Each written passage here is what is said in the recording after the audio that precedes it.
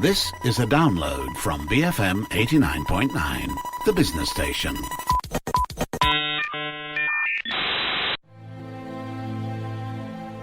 It is Fun Friday. Happy New Year. My name is Jeff Sandhu, and over the last decade, the world of technology has increasingly come to resemble a battlefield, with the once golden children of Silicon Valley apparently skirmishing and battling foes on multiple fronts. The heroes are now cast as villains in the looming data wars, which means today is ripe for Matt Armitage to rip off the rise of Skywalker. Hey Matt, this is a good start to the new decade with you stealing notes from the Star Wars franchise. Hey Jeff, Happy New Year to everyone. Over the Christmas holiday, I was reading loads and loads of articles about runaway technology and how it's become this kind of threat to our democracy and to our freedom. And we've kind of seen this transformation of Silicon Valley. They've gone from being these kind of liberators to these kind of demagogues who are controlling everything we do. We see that governments are also kind of losing control of the ability to rein the technology in.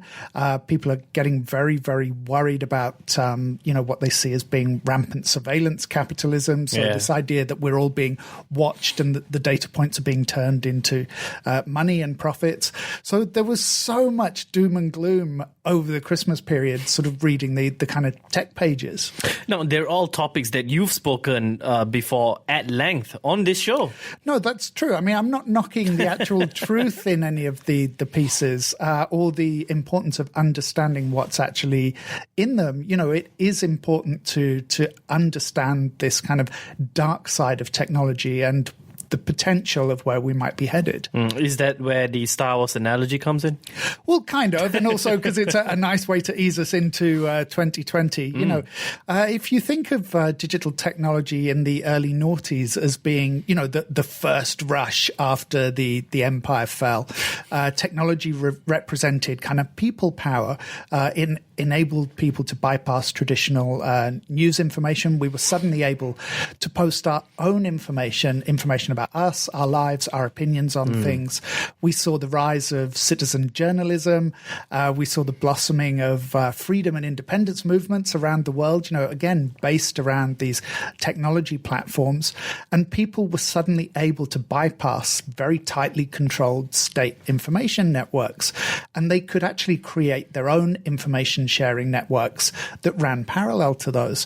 So at an individual level, we kind of celebrated this democratization of data, this idea that people would be maybe less isolated because, whatever fringe interests you had online, there were going to be other people who shared your interests.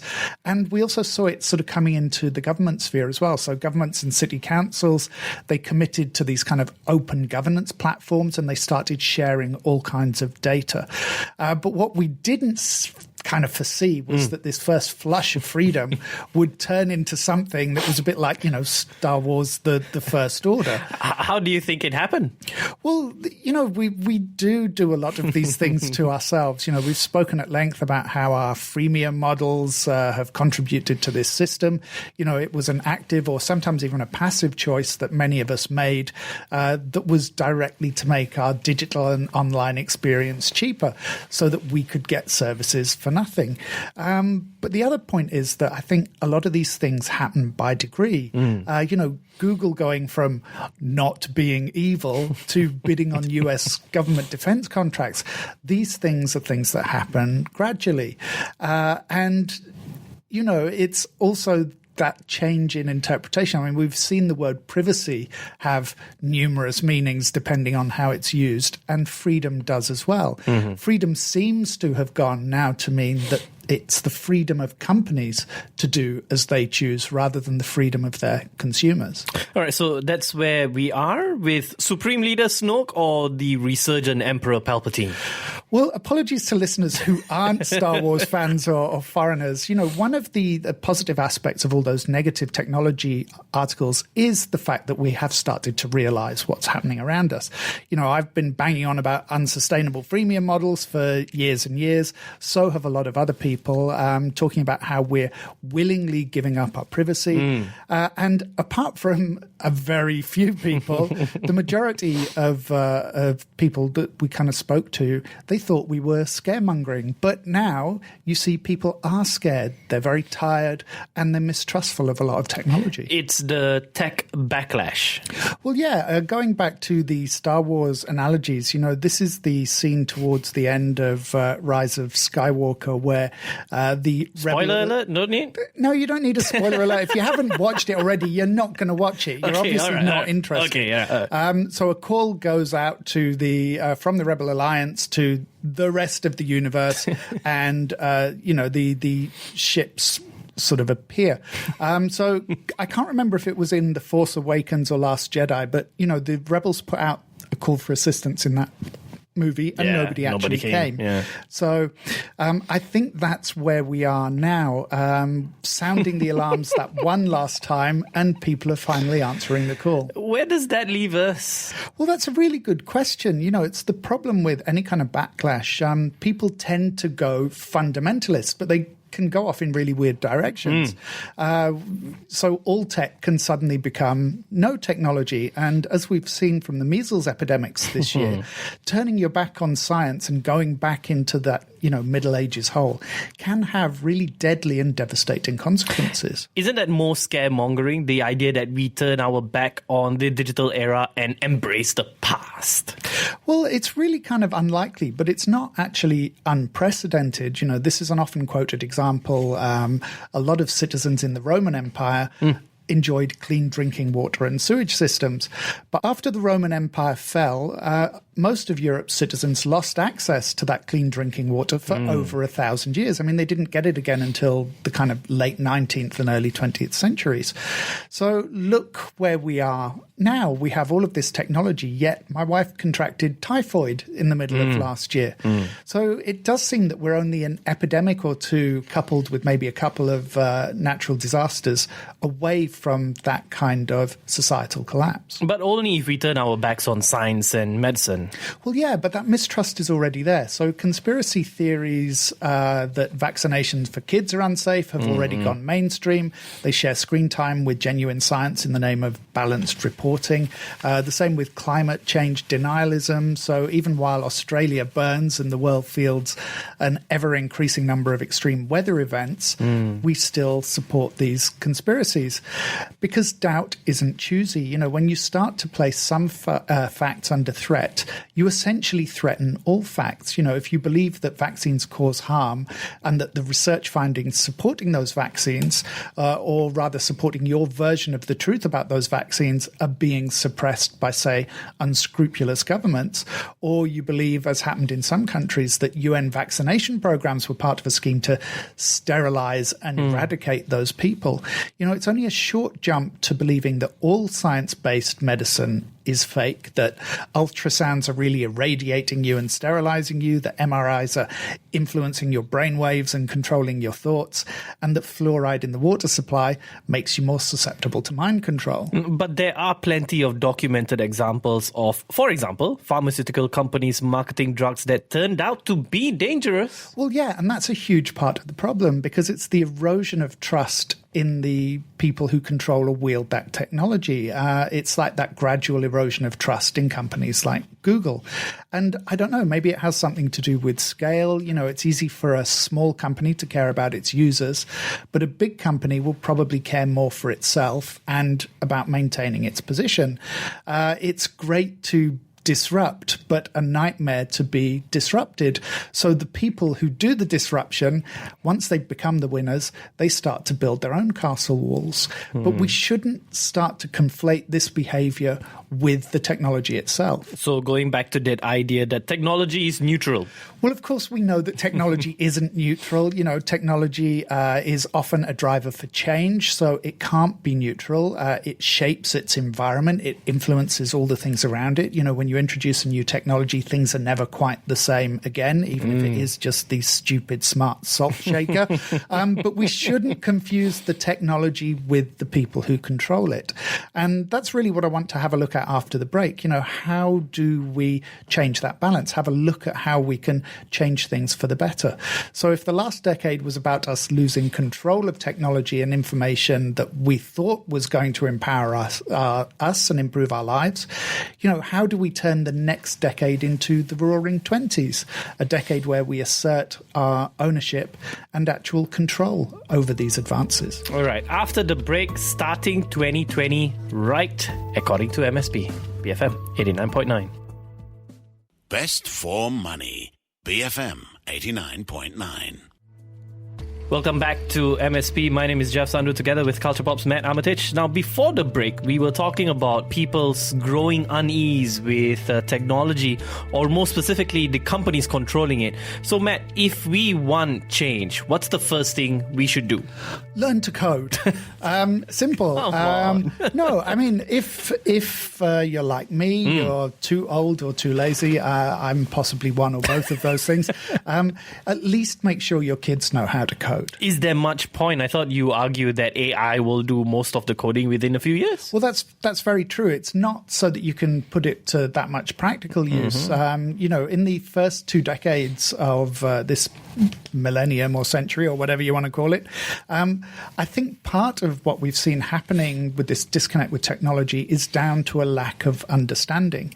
Learning to code is pretty much, it allows you to learn how the machines work and think. It gives you an understanding of how information moves, and it also helps you to understand why it moves that way. So it gives you that bigger picture of what data is and how it can be used and utilized. So it allows you to make informed choices.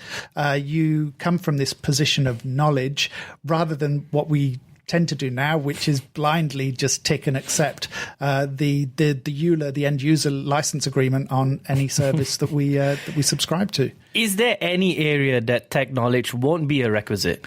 No, because in a sense, every company now is a technology company. BFM is a technology company. How many products don't require some level of tech? We're putting sensors and chips in everything. Increasingly, our service industries are technology-based as well. We're using outsourced automation services, cloud services, artificial intelligence, and these aren't just the big budget homes of multinational corporations. Increasingly, they're finding their way into what we term to be the average, in inverted commas, SME. But that's only going to increase, especially when we look at mobile applications and the way that 5G is going to roll out. And it's even part of the gig economy as well. We are all tech workers now. Where do you think the pushback should start? Well, I think it's got to start in multiple places. We're already starting to see it happen in government and legislation, which we'll get to later. One obvious place is the building block of internet freedom, which is known as Section 230 in the United States, which states no provider or user of an interactive computer service shall be treated as the publisher or speaker of any information provided by another information content provider. So that paragraph, the 26 words as it's known, is what allowed the internet to flourish in the 1990s. It meant that ISPs were not directly liable for the content that was posted on them, and it became this great guiding provision for the early development of the internet as we know it today. And you think it's outdated? Well, free speech on the internet is critical, but the wording of that paragraph is very vague.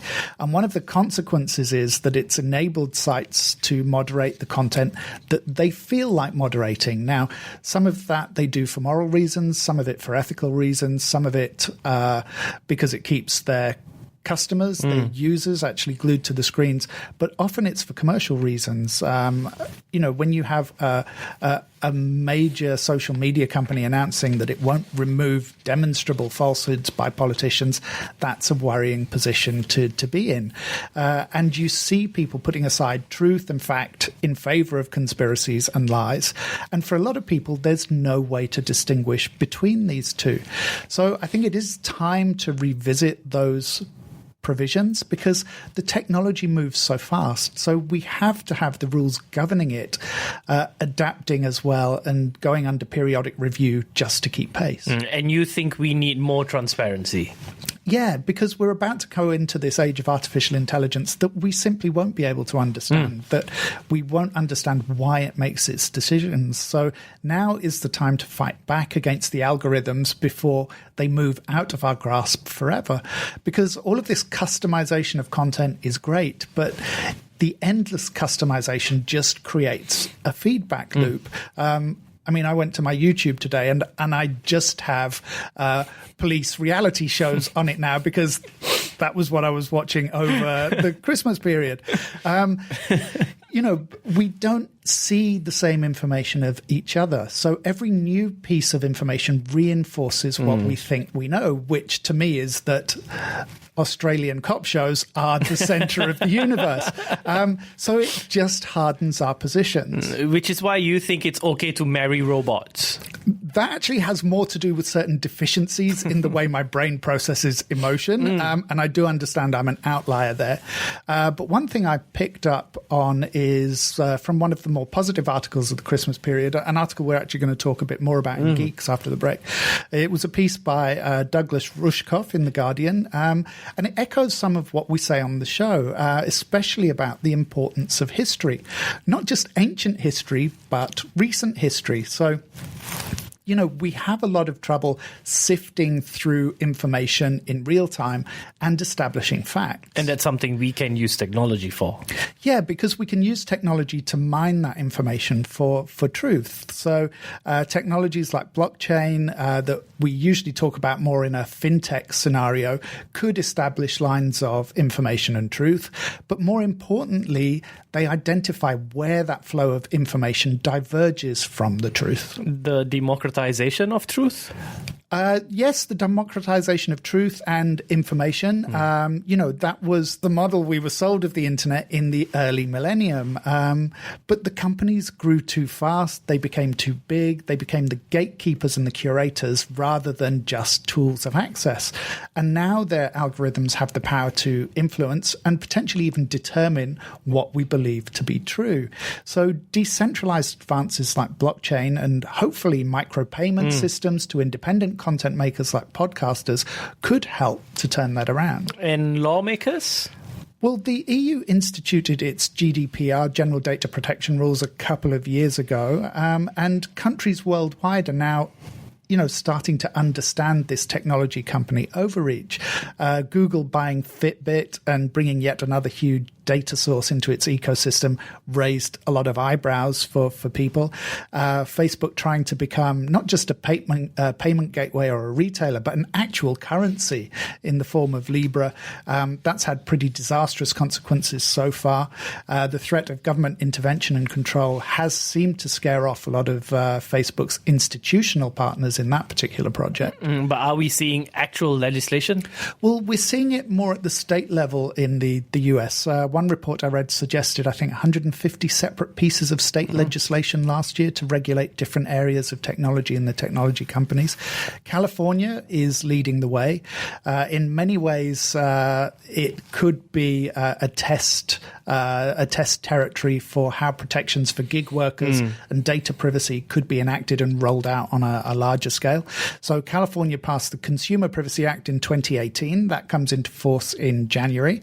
One of its key provisions is that consumers have the right to know and obtain a copy of the data that companies hold on them, and that those companies are not allowed to discriminate against them or change the way they treated as a result of requesting that information. Could it have a wider impact? Well, of course, that's one of the interesting things about the web. It's that global aspect, the lack of borders. So regulation tends to shift towards the most stringent actor as long as that actor has power, which is why many sites in Asia comply with the EU's GDPR standards. So if more US states pick up similar controls, we could see these rules become the default global standard. You mentioned protection for gig workers. Yeah, I mean, less certain that these will become a global standard because labor and employment law are, they're tricky and they're highly localized. There are new gig economy regulations coming in California.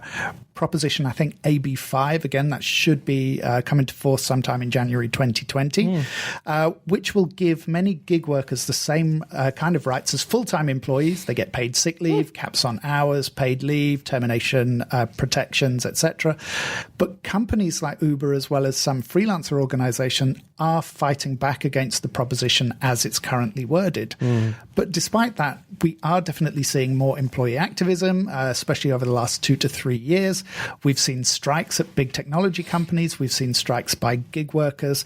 And we've seen a lot of attempts to unionize in technology companies. Are we still too relaxed? I think we are. Anyone who still thinks that there's no risk to their phone being tracked should read 12 million phones, one data set, zero privacy on the New York Times, which came out last month, December.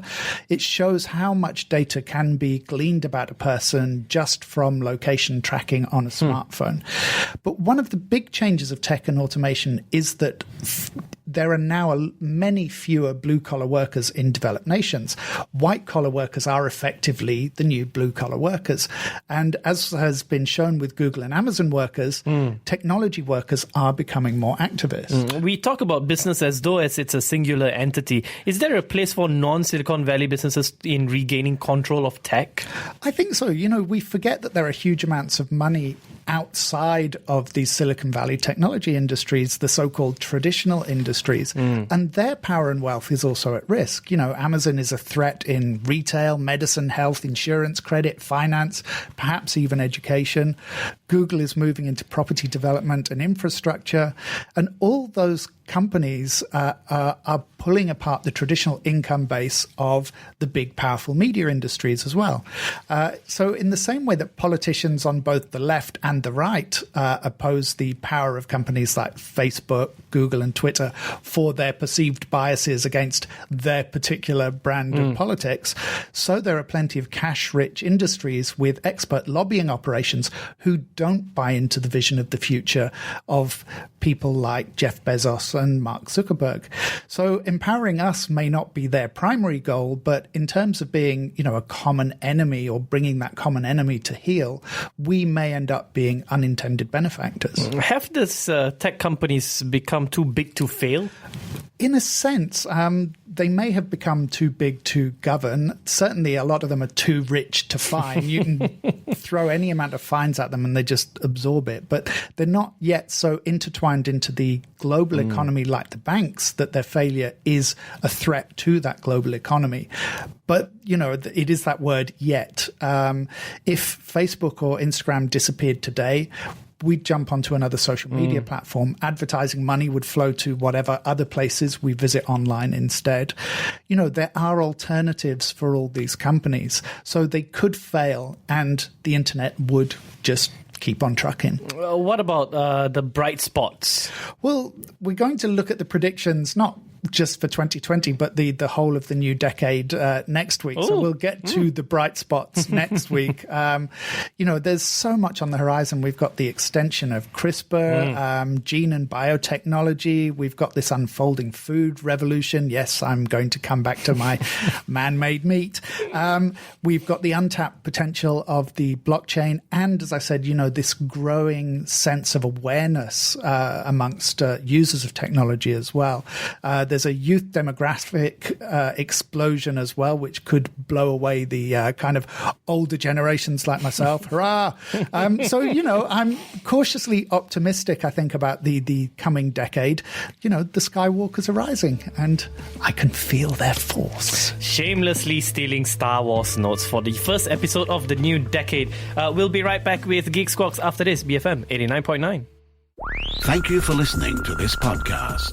To find more great interviews, go to bfm.my or find us on iTunes. BFM 89.9, the business station.